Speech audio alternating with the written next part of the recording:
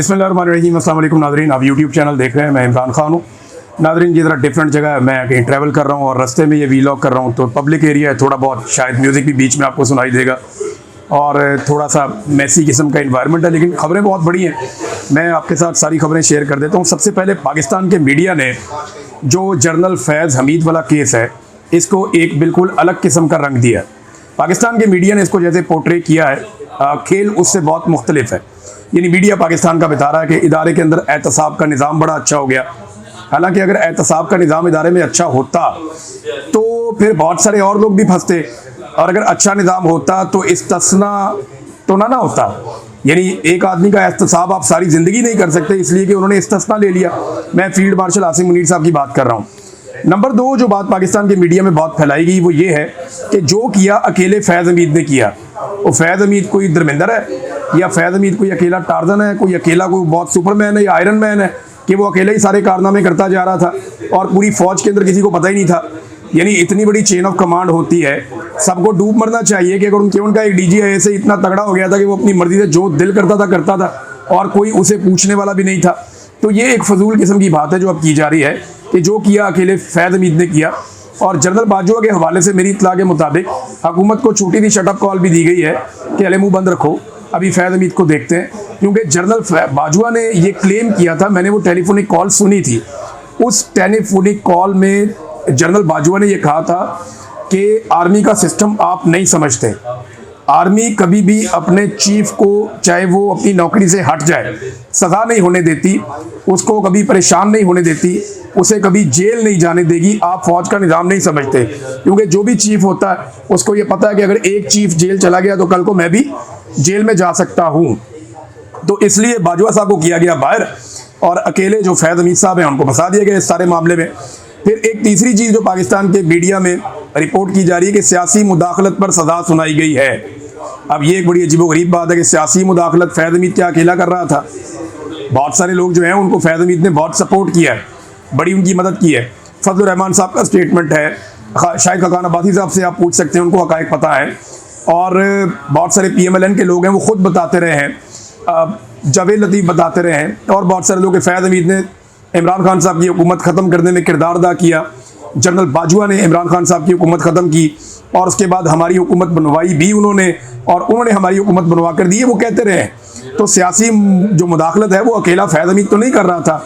उसके अंदर अगर वो सियासी मुदाखलत कर रहा था तो अकेला तो भाग भाग के नहीं जाता था कभी इधर कभी उधर, वो अपने बंदों से काम ले रहा था ना। जो इदारे के अंदर उसके सबॉर्डिनेट से उनसे काम ले रहा था, वो सारे किधर हैं?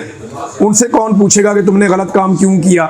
और जो उसके ऊपर थे जनरल फैज़ के, जनरल बाजवा वगैरह, उनसे कौन पूछेगा कि तुम लोगों ने भाई ये सारा काम मिलजुल कर किया या अलग अलग किया?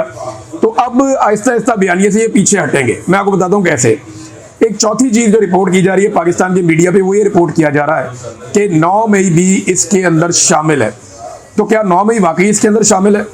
तो मैं आपको इस बारे में खबर दे देता हूँ कि 9 मई के हवाले से इस पूरे केस में कोई एक जुमला भी नहीं बोला गया। इस पूरे केस में 9 मई के हवाले से किसी किस्म की कोई बात नहीं की गई। 9 मई इसका हिस्सा नहीं था।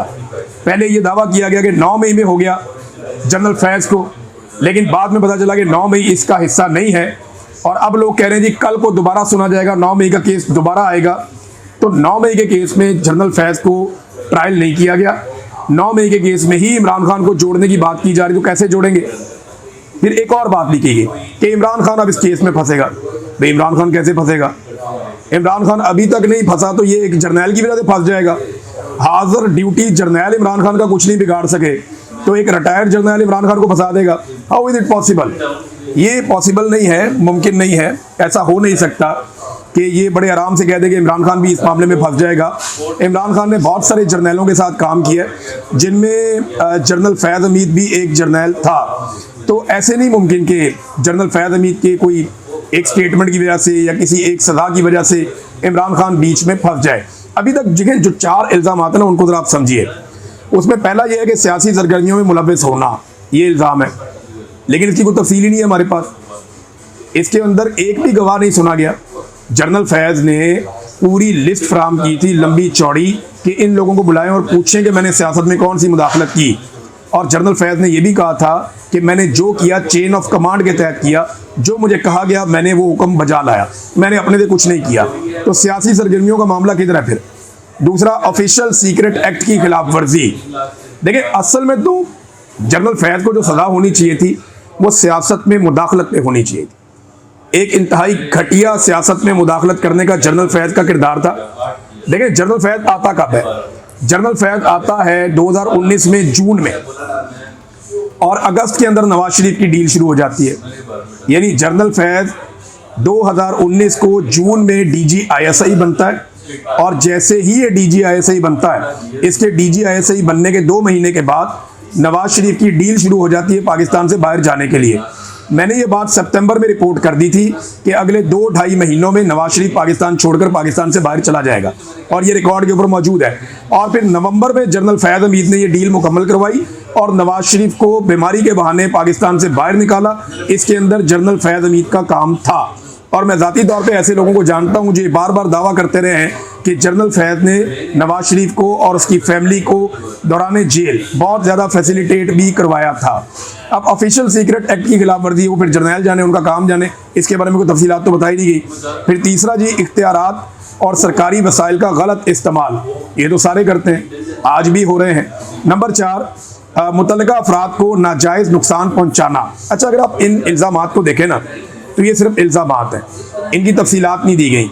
किसको नुकसान पहुंचाया, सियासत में कौन सी मुदाखलत की, कौन सा इलेक्शन चोरी किया, किस सियासतदान को अंदर डाला, किस सियासतदान को बाहर निकाला, किस सियासतदान की डील करवाई, किस सियासतदान को नैब से पकड़वाया, किस सियासतदान के ऊपर कौन सा केस बनवाया, इसकी कोई तफसीलात नहीं है। कोई वजूहात नहीं बताई गई कि इसकी डिटेल क्या है। जब तक आप आवाम को बताते नहीं हैं तब तक वो एहतसाब नहीं होता, वो इंसाफ नहीं होता। फिर तफसीलात और शवाहिद का बिल्कुल कोई जिक्र नहीं है, बिल्कुल कुछ भी शेयर नहीं किया गया इस पूरे केस के अंदर। और बाजुआ कहाँ गया, बाकी किरदार कहाँ गए? पूरा पाकिस्तान बार बार ये सवाल पूछ रहा है। सिर्फ एक आखिरी लाइन एक डाल दी गई है, ISPR की जो एक रिलीज आई उसमें एक आखिरी लाइन डाली गई है। वो लाइन क्या कह रही है? वो लाइन कह रही है कि सियासी अदम इस्तेहकाम और मजमूम सरगर्मियों में मुलव्वस होने के दीगर मामलात अलग से देखे जा रहे हैं।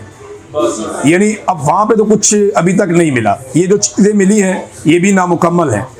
और जो लॉयर है जनरल फैज हमीद का, उसका भी ये मानना है कि इसके अंदर कुछ इस तरह का नहीं था। देखिए, फैज हमीद ने घटिया तरीन पाकिस्तान की सियासत में मुदाखलत की, बिल्कुल वैसे ही जैसे उससे पहले वाले DGISI करते रहे, जैसे परवेज़ मुशर्रफ के दौर में DGISI करते रहे, जैसे ज़िया-उल हक के दौर में DGISI करते रहे, जैसे कियानी के दौर में DGISI करते रहे, जैसे राहील शरीफ के दौर में DGISI करते रहे, जैसे बाजुआ के दौर में DGISI करते रहे, जैसे आज DGISI पाकिस्तान की सियासत के अंदर लगातार मुदाखलत कर रहे हैं।